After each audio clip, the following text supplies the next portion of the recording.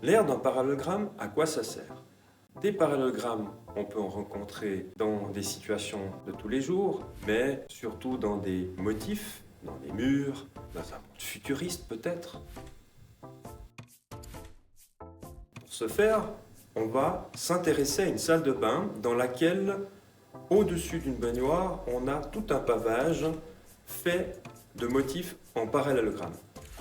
Alors, comme sur l'image, on a les dimensions de ce pavage, la question est la suivante. Que vaut l'aire de ce pavage? Pour résoudre ce problème, on va d'abord considérer de ce pavage un motif en forme de parallélogramme, comme ici. Partant d'un parallélogramme, on va essayer de trouver un rectangle qui a la même aire que ce parallélogramme. Pour ce faire, considérons une des bases par B et sa hauteur par H. En découpant par la hauteur, on peut déplacer un triangle comme ceci. Et en replaçant de l'autre côté, on peut obtenir un rectangle.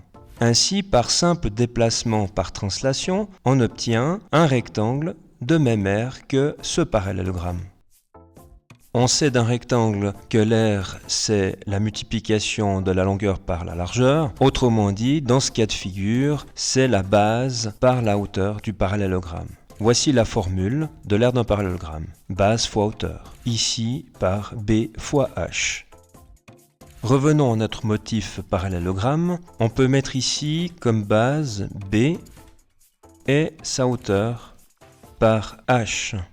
Ainsi, l'aire totale du pavage sera donnée par la somme de l'aire de chacun de ces motifs qui sont identiques. En remplaçant B par 1,60 m, on aura 1,6 fois la hauteur H, plus de nouveau 1,6 fois la hauteur H, et ainsi de suite, autant de motifs que nécessaire. Et on aura à chaque fois 1,6 fois la somme de toutes ces hauteurs.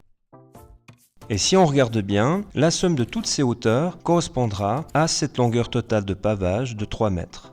Ce qui nous donne 4,8 mètres carrés. Voici en résumé l'aire d'un parallélogramme.